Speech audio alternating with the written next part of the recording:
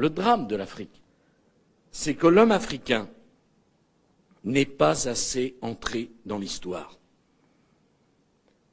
Le paysan africain, qui depuis des millénaires vit avec les saisons, dont l'idéal de vie est d'être en harmonie avec la nature, ne connaît que l'éternel recommencement du temps, rythmé par la répétition sans fin des mêmes gestes et des mêmes paroles. This is not our war, it is not our fight. We want to go. We want to go. As they flee, many will be treated as second-class citizens.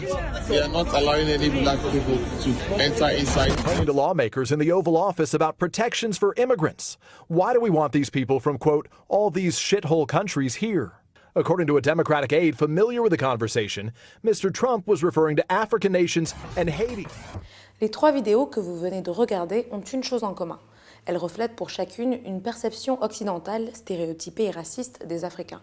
Une perception selon laquelle nous n'avons pas suffisamment marqué l'histoire avec un grand H, ne comptons pas vraiment sur la scène internationale et vivons sur un continent en proie au chaos et à la pauvreté. Ce récit est celui que tant de jeunes Africains s'efforcent à déconstruire depuis plusieurs années, en mettant en lumière par exemple des chapitres glorieux de notre histoire précoloniale, notre diversité, notre richesse culturelle, ainsi que le talent et le potentiel de notre population en pleine croissance. C'est un peu comme si nous devions prouver au monde encore et encore que les étiquettes qu'ils nous attribuent ne sont pas les bonnes. Mais alors que nous continuons à lutter contre ces narratifs réducteurs sur l'Afrique, certains d'entre nous commencent tout juste à réaliser que sur ce continent composé de plus de 54 pays, dont nous parlons souvent comme d'une entité unie, eh bien le racisme systémique, la xénophobie et les préjugés sont également une réalité qui pose problème. Dans ce tout nouvel épisode de Beyond the Noise, nous examinons de plus près la façon dont les Africains interagissent les uns avec les autres depuis la décolonisation et les barrières qu'il reste à briser pour réaliser le développement inclusif commun auquel nous aspirons. Vous connaissez la chanson, comme d'habitude, avant d'entrer dans le vif du sujet, n'oubliez pas de vous abonner à notre chaîne YouTube Beyond the Noise Africa et à activer vos notifications pour plus de vidéos comme celle-ci. Et c'est parti, on commence.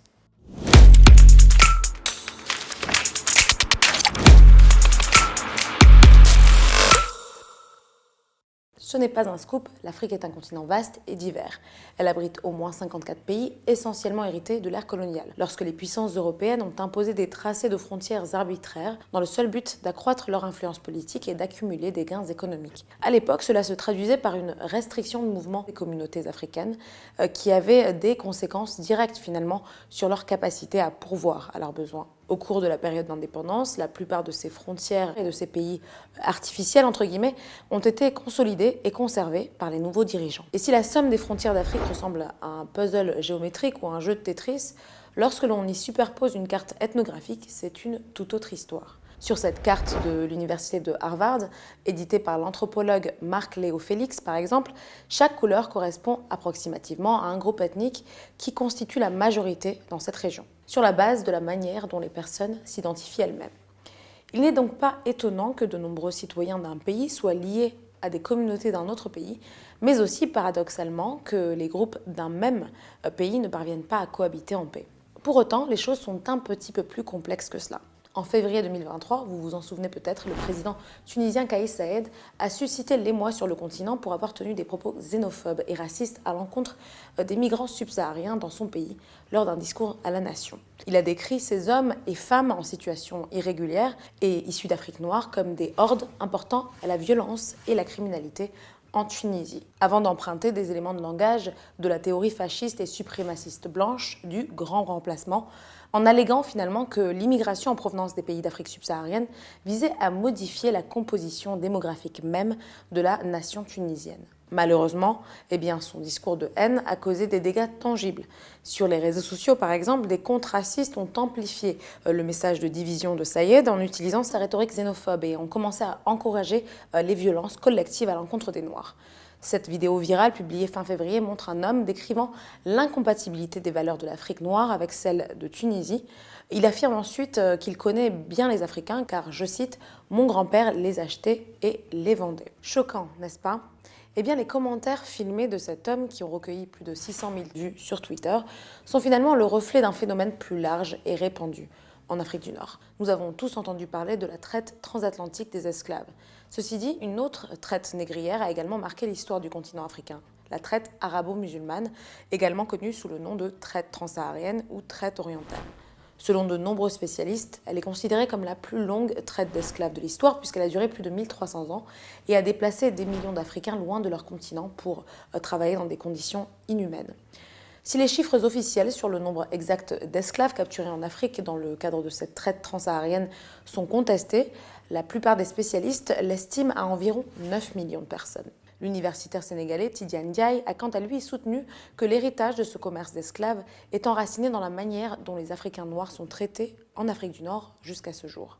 Dans son livre intitulé « Le génocide voilé », il écrit, et je cite, « La plupart des millions d'hommes qu'ils ont déportés ont disparu à la suite des traitements inhumains qu'ils ont subis.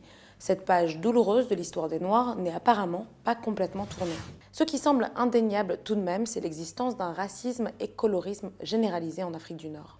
En Algérie, par exemple, d'où mon père est originaire, il n'est pas rare que des Algériens au teint plus foncé soient traités de nègres dans la rue, tout simplement. En janvier 2018, Khadija Benamou, une jeune femme aux cheveux bouclés et à la peau mate, originaire de la ville d'Adrar, située donc dans le désert, devenait la première sudiste à être couronnée Miss Algérie. Mais sa victoire avait rapidement été ternie par une vague de haine sur les réseaux sociaux marquée par des réactions négatives et des messages de haine, la qualifiant de laide et la critiquant pour sa couleur de peau. Un peu plus au sud-ouest, en Mauritanie, des activistes se battent encore aujourd'hui pour éradiquer l'esclavage moderne. Bien que la Mauritanie ait officiellement aboli l'esclavage en 1981, il existe toujours en pratique. Selon le Global Slavery Index publié par la Walk Free Foundation, 90 000 personnes étaient soumises à de l'esclavage moderne en Mauritanie en 2018, soit 2,4% de la population, tandis que 62% étaient vulnérables à ce type d'asservissement. Pour les associations locales, ces chiffres ne reflètent pas toute l'ampleur du phénomène. Et puis on se souvient des images macabres de marchés d'esclaves à ciel ouvert en Libye qui ont fait surface en 2017. Elles ont mis en lumière l'épreuve traumatisante subie par de nombreux migrants subsahariens lors de leur transit en Afrique du Nord, dans le cadre de ce grand voyage dangereux vers l'Europe. Mais les mauvais traitements finalement infligés aux migrants africains ne se produisent pas uniquement en Afrique du Nord et ne sont pas toujours motivés ou liés à des considérations raciales. Direction l'Afrique du Sud, l'une des principales économies africaines, surnommée la nation arc-en-ciel par l'archevêque Desmond Tutu après l'abolition de l'apartheid. Depuis 1994, l'Afrique du Sud est dirigée par le Congrès national africain, le parti historiquement noir du pays. Et pourtant, le pays a une longue histoire de xénophobie, ou pour utiliser un mot plus spécifique, d'afrophobie. Récemment, 2 mouvements anti-immigrants sont nés de la montée de la xénophobie sur Internet. Le mouvement Put South Africans First, les Sud-Africains d'abord, ainsi que le groupe d'autodéfense appelé Opération Doudoula, Opération Pushback, c'est-à-dire rejet. Ces 2 groupes s'articulent autour de l'idée que les Sud-Africains ont été marginalisés au profit des migrants africains. Ces groupes promettent donc de réclamer ou de rendre ce qui, selon eux, appartient légitimement aux Sud-Africains en termes d'emploi, de logement, d'éducation, de soins de santé et d'opportunités de vie. Il faut savoir que la diabolisation des migrants africains en Afrique du Sud remonte à la fin de l'année 1994, soit quelques mois seulement après les premières élections démocratiques dans le pays. À l'époque, des groupes de résidents d'Alexandra, un bidonville de Johannesburg, accusent les communautés issues de Mozambique, du Zimbabwe ou encore du Malawi d'être à l'origine de la criminalité et de la violence sexuelle et du chômage dans le township. Quelque temps plus tard, les habitants sont expulsés de force de leur maison dans le cadre d'une campagne appelée Opération Buyelekaya, qui signifie tout simplement « retourner chez vous ». Alors je pourrais multiplier les exemples de ce type à travers le continent, mais vous avez compris l'idée. Que ce soit du fait de difficultés économiques, de manipulations politiques ou les conséquences d'un passé violent et conflictuel, le racisme et la xénophobie restent monnaie courante en Afrique. Bien sûr, de tels phénomènes peuvent également être observés dans de nombreuses autres parties du monde. Et puisque nous parlons de plus en plus d'unité africaine et que nos dirigeants se rencontrent fréquemment pour travailler à l'intégration africaine, l'intégration d'un continent qui pourrait rivaliser avec des entités telles que l'Union européenne, il me semble fondamental de s'attaquer dans le même temps aux rhétoriques et comportements ignorants et clivants qui opposent une région à une autre, un pays à un autre ou encore une ethnie à une autre au sein d'une même nation.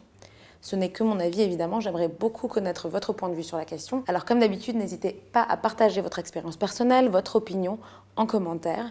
Et comme d'habitude, restez très prudents et on se retrouve très bientôt sur cette chaîne.